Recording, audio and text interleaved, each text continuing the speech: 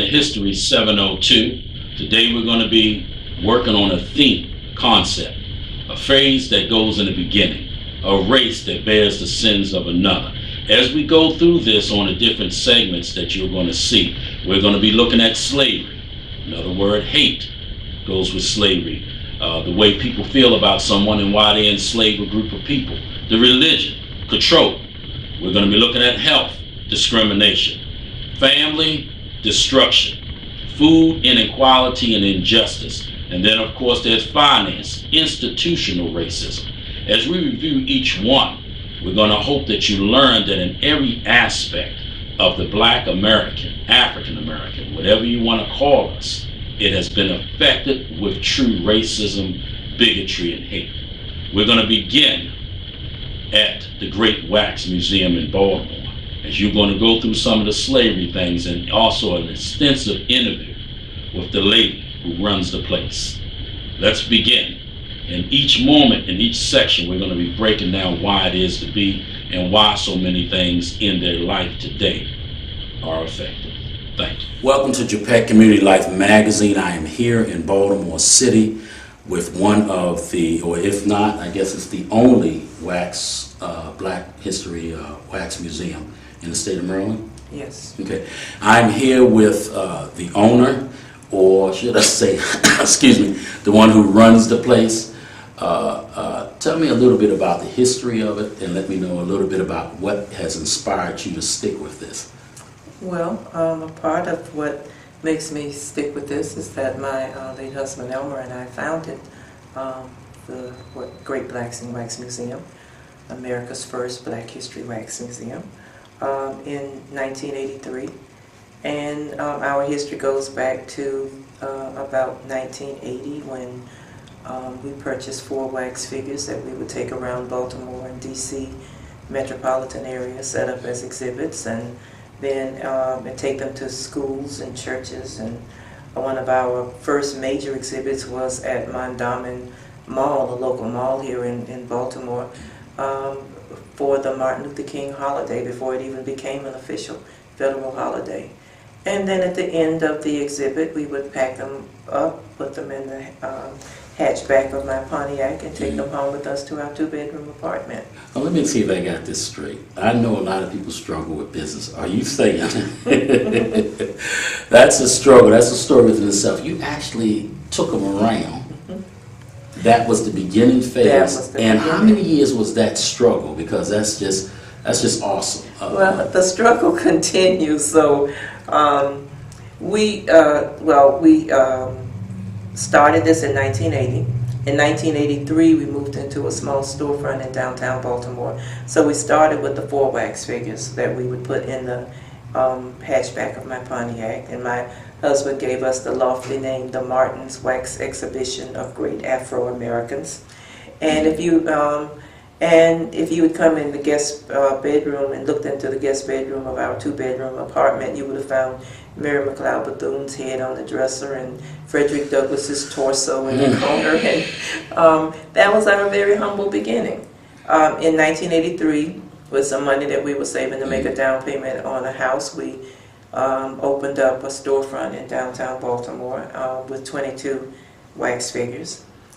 We got the attention of State Senator Clarence Blount, and he introduced bond bill legislation in the Maryland General Assembly for $250,000, which to us at that time was $2 million. So we moved here on North Avenue in 1988. Now, your history is an overwhelming history. So first of all, we're proud to be doing this in a 4-part series.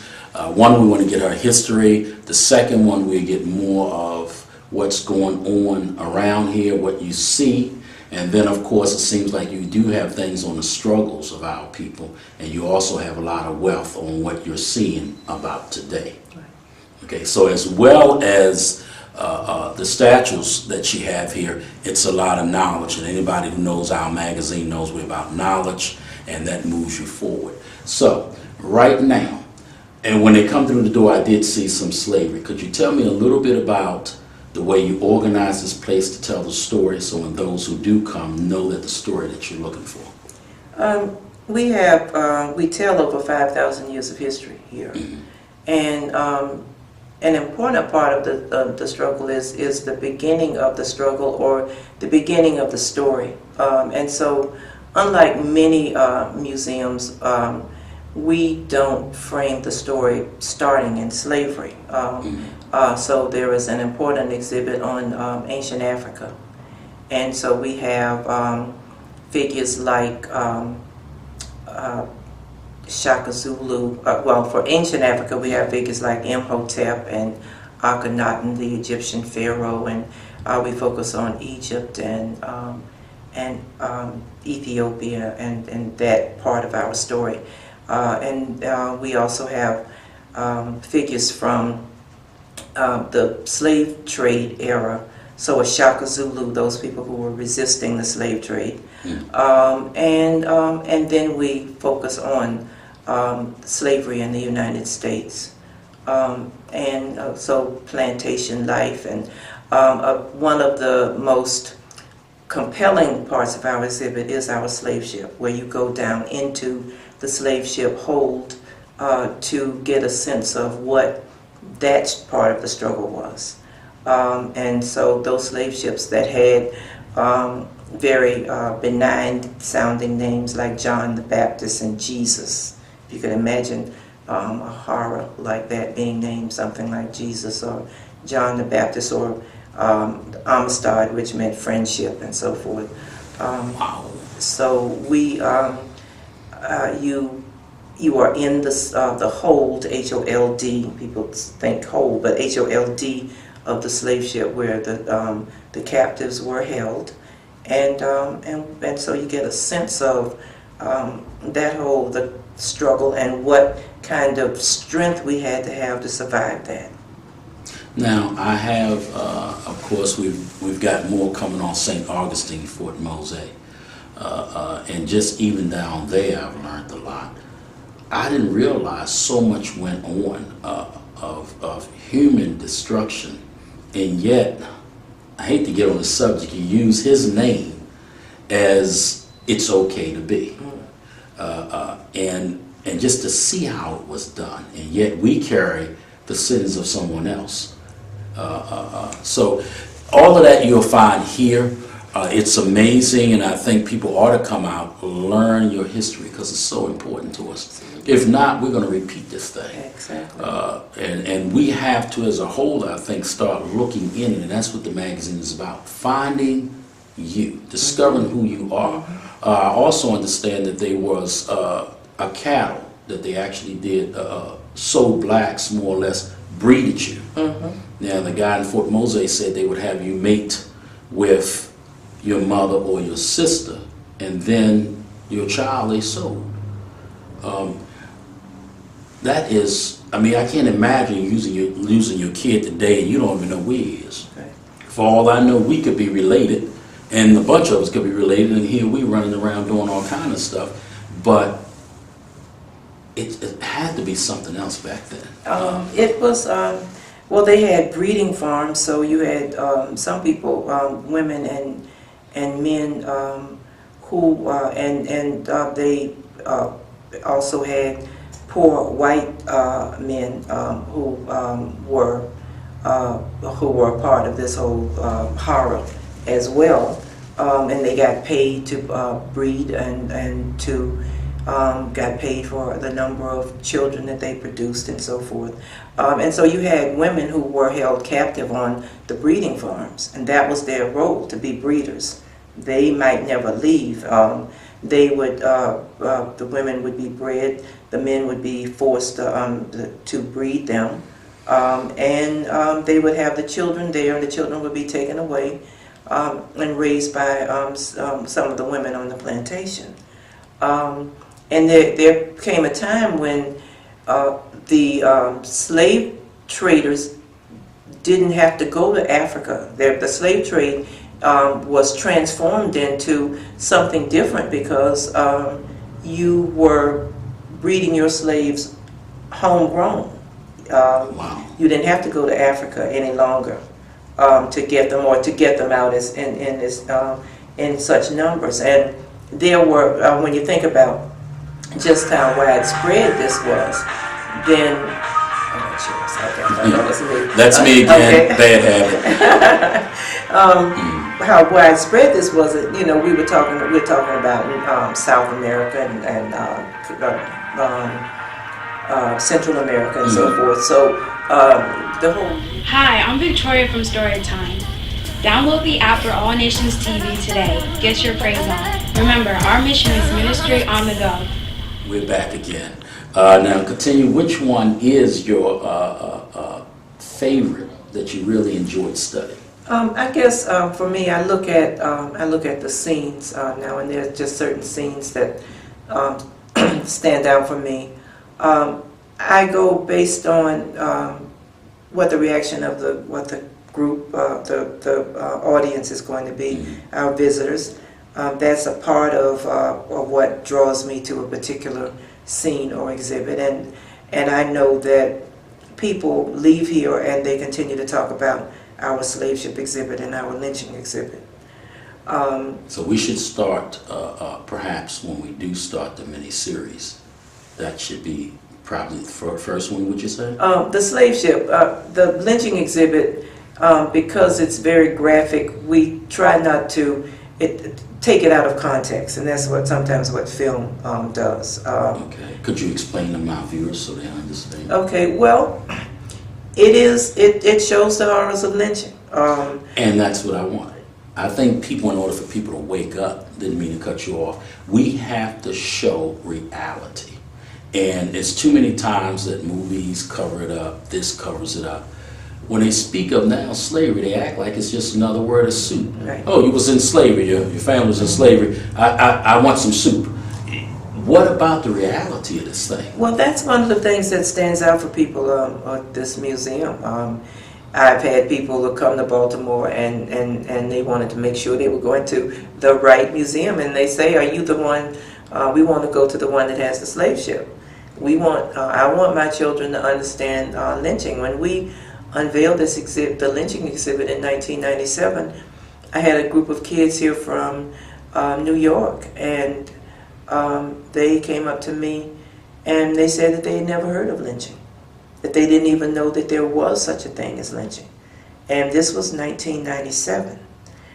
They heard me I was being interviewed, and they heard me tell the reporter that my husband and I talked to my uncle about what we were doing, and my husband asked him if he had a lynching story, and he said, oh man, all black people got a lynching story. And so the kids from New York were saying, we don't have a lynching story because we didn't know that there was such a thing. And I said, well, maybe that is your lynching story. So let me ask you this. Let's bring it up to where we are today. How can we connect? What is it going to take for us to connect our people to understand why we need to push forward, what we need to do, and connect this, what you have, our history, so that we're not repeating it again? Well, I talked to kids about voter suppression. Mm-hmm. That when we look at what was going on during the Jim Crow days, when you had poll taxes and grandfather clauses, and I point to the scene in the movie Selma where Oprah Winfrey's character comes in to vote, and she has to take a literacy test, and the test might ask how many towels are there on the floor, and so who knows that? But then the activists at that time, they would come in and count the towels on the floor, and they'd come back to register. And sometimes in between they could be lynched or beaten, any number of things could happen to them, but they had the wherewithal to come back and the courage to come back. But then you come back the next day and they're saying, well, I don't want to know how many towels there on, just tell me how many red towels there on the floor. So just this whole idea of suppressing your vote, putting these barriers in the way. But today, the ID laws that have been designed to keep black people from being able to vote. The gerrymandering, so that the whole redrawing of the districts. The souls to the polls. If the churches do take busloads of people to the polls to register or to vote, and then you don't allow same-day registration, or you don't allow Saturday voting, or Saturday registration, designed to suppress the vote and make it difficult for the churches to do what they do, to pass legislation that says, since the young people tend to vote for a particular party, so you make a policy that says that if you're a college student, you have to go back home to your state or city to vote.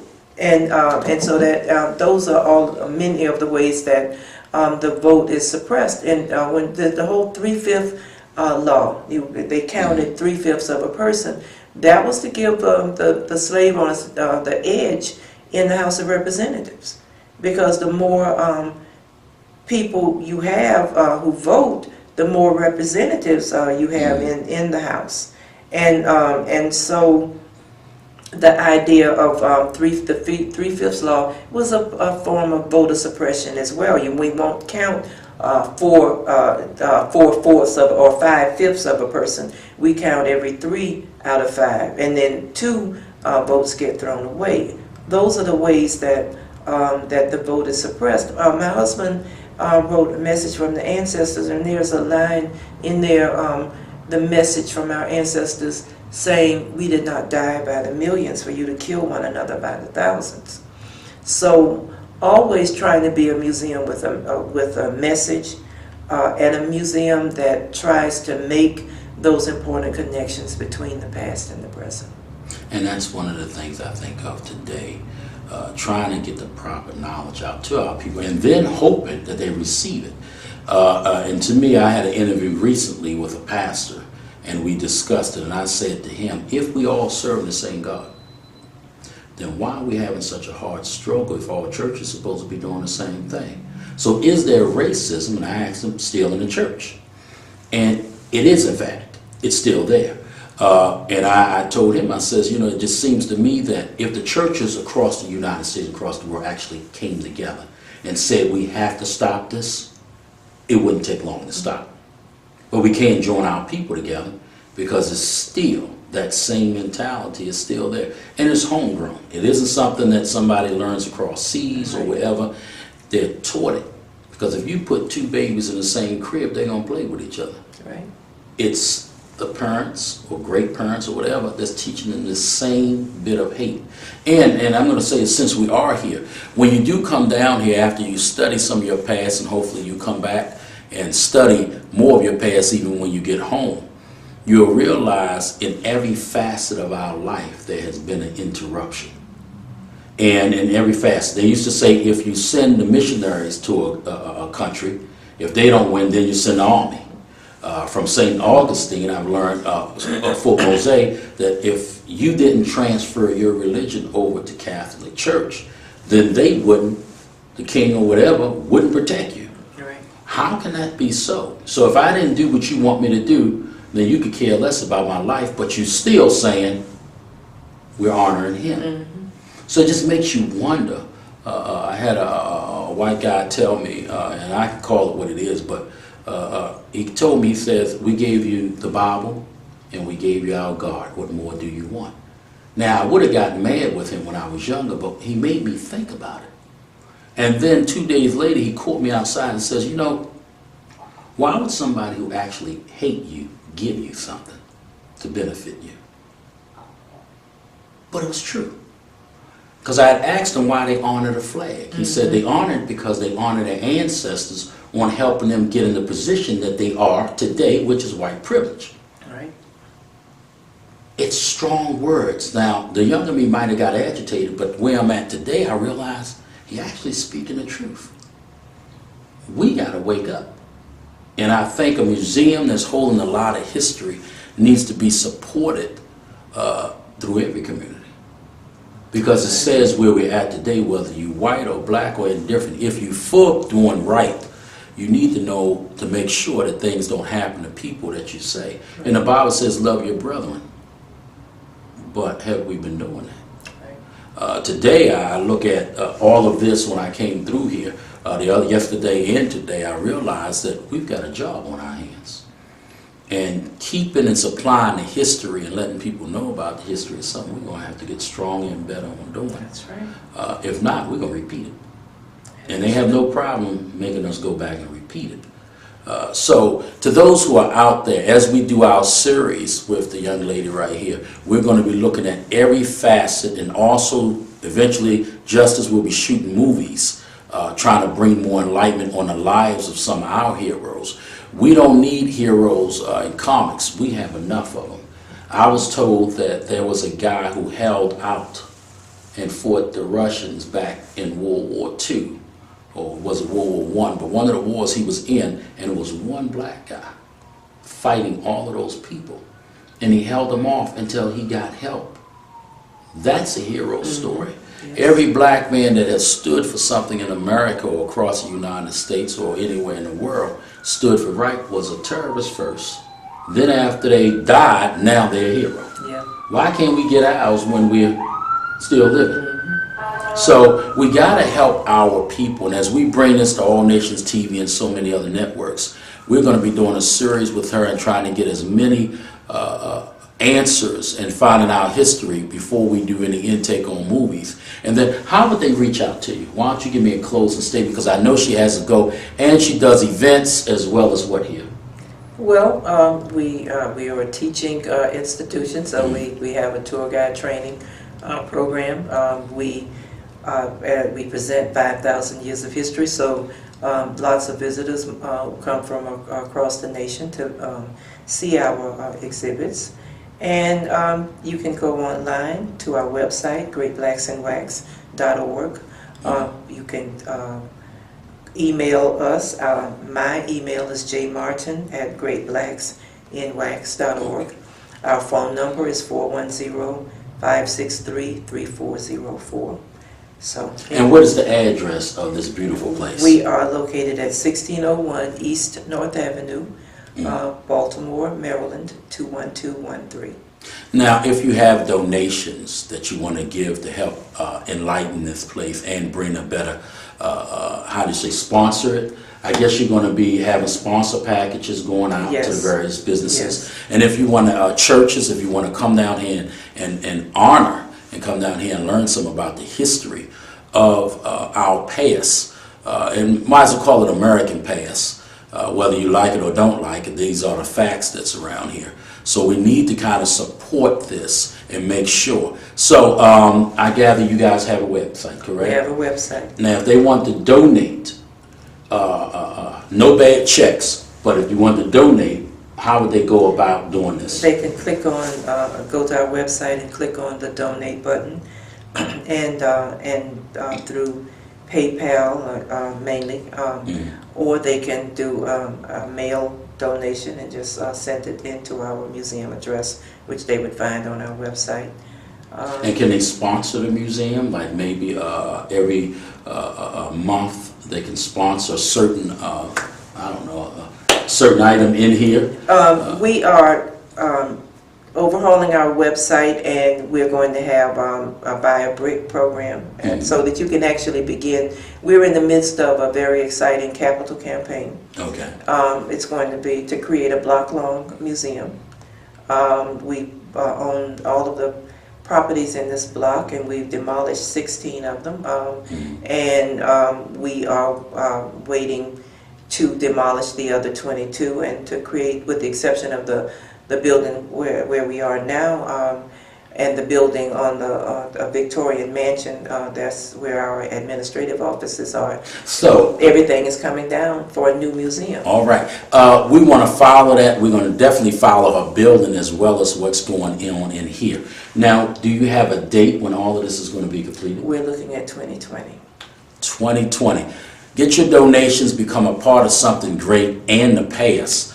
And as we grow, if you have some items that you want to donate, I guess they could. I don't know what else you need, but I'm sure once the new site gets up, there may be a list on items that they can use here. Try to, if you got them at home, if you want to donate funds or materials or even equipment, computers, things that's necessary. If you got monitors, I guess we prefer flat screens because they can go on the wall a little better in the real flat screens, not the tube ones. But what else can they donate? Do you take people donating their time, or how does all of this? People donate their time. A number of organizations have donated or sponsored wax figures.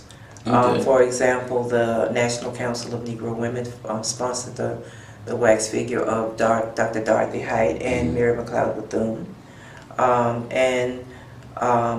The AKA sponsored the wax figures of their founders, and the Deltas and the Zetas, because I don't want these sororities to get in.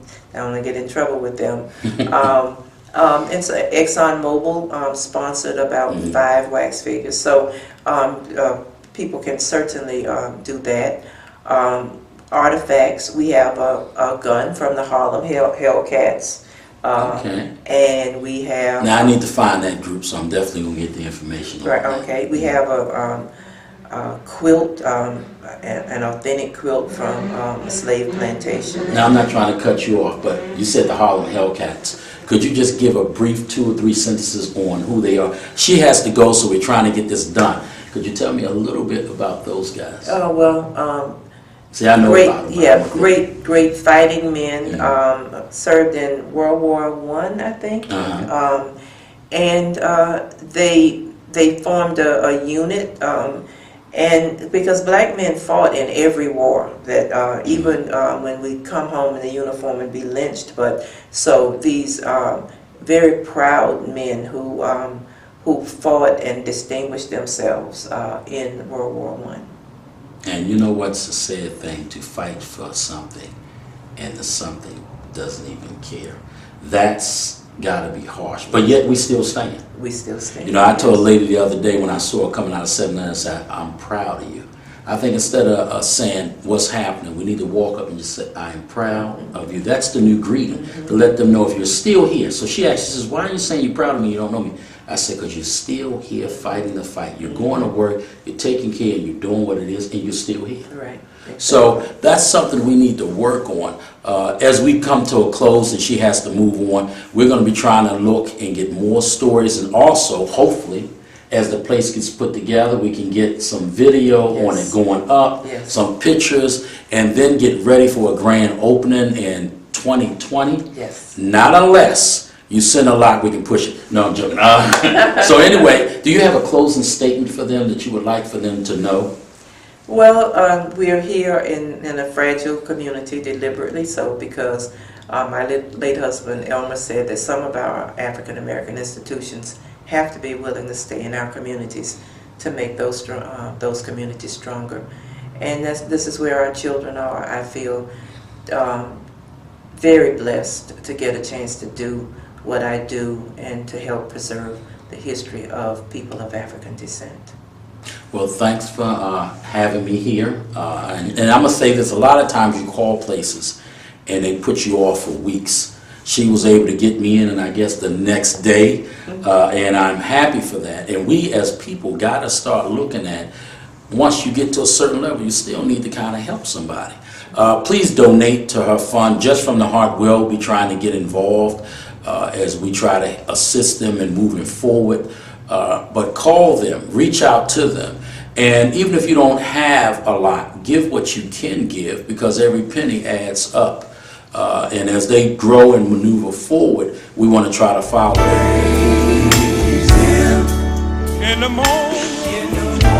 Hi, this is Minister George of the New Christian Man. For inspiration, you can download this app on All Nations TV. And remember, praise Him.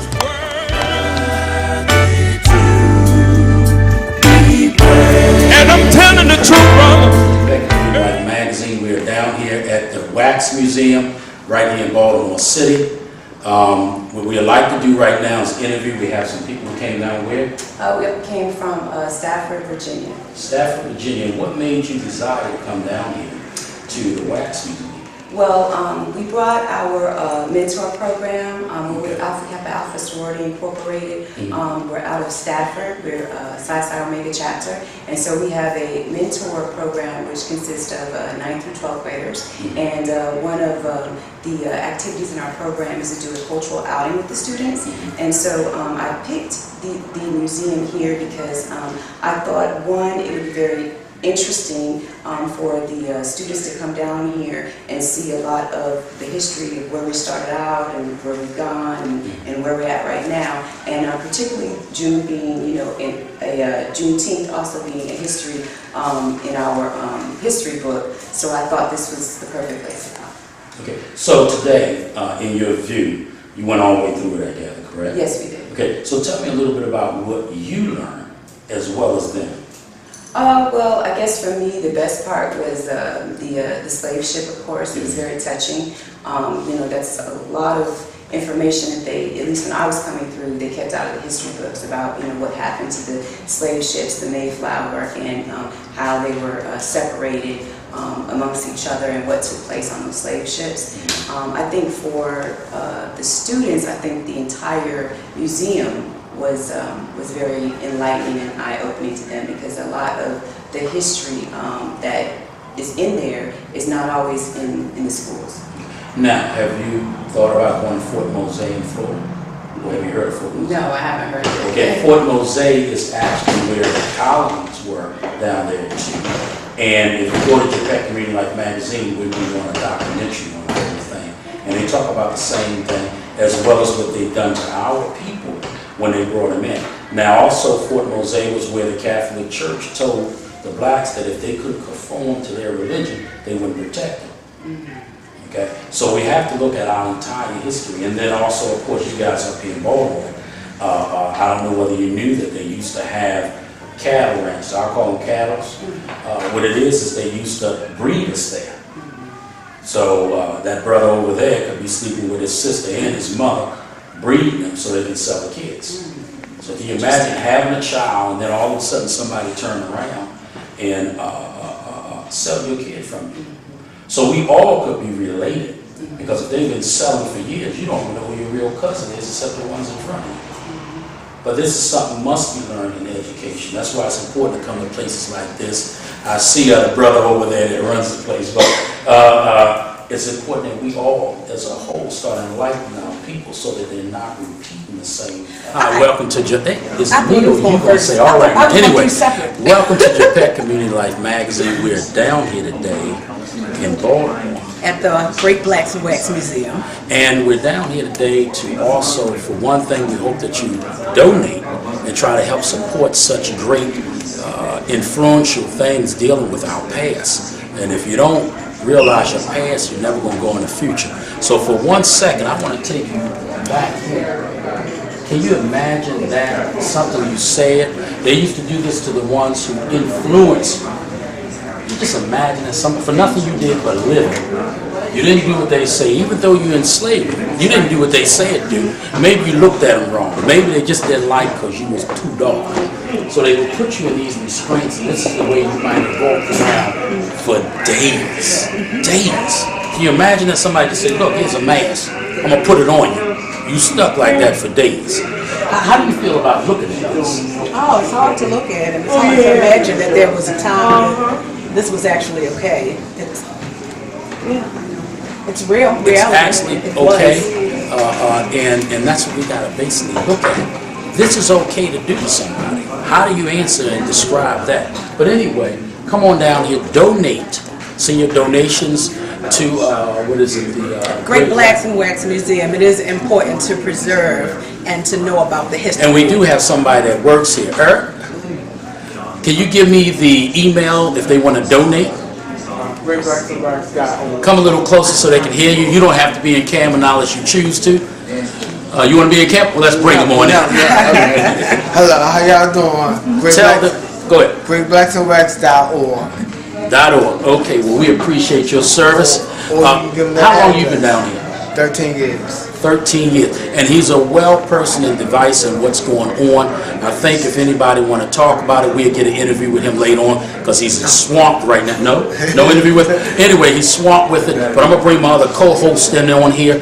And before we get back to the doctor who we're going to try to finish that interview, we just want to ask you to try to support your culture, try to support who you are and what you are and where you came from so that people will understand why we're here. We can't allow things to be taken more from us and taken for granted our past. Let me get my co-host back in here. Thank you. Come see us. There you go. Look at him. He's even talking now. Now come on back over here, co-host. Listen, come on down here, meet some of the people. They got a great staff. And then also remember, they are trying to build another part to this section by 2020. We need to support something so that other coaches will see what our culture has offered and went through, and maybe they can appreciate everything that we're doing now. Right, that's why donations are important. There you go. When you do see a sister out there or a brother out there, look at him instead of saying what's happening. Tell him you're proud of him because he's still surviving at this day and time. Let's learn and let's get positive with this thing and let's grow forward. Is there any last words you want to say? Yeah, and we also need to make sure that we teach our children the importance of teaching our children the African American history and where we come from so that they will know where they're going. You have to know where you've been to know where you're going. It's important. There you go. And as she just said, we got to move forward, but at the same token, realize where you've been at. And this history it's been disconnected, but it's time for us to connect the dots and go there. Thanks a lot for your time. Remember, donate today. Come down here and support this museum. Great.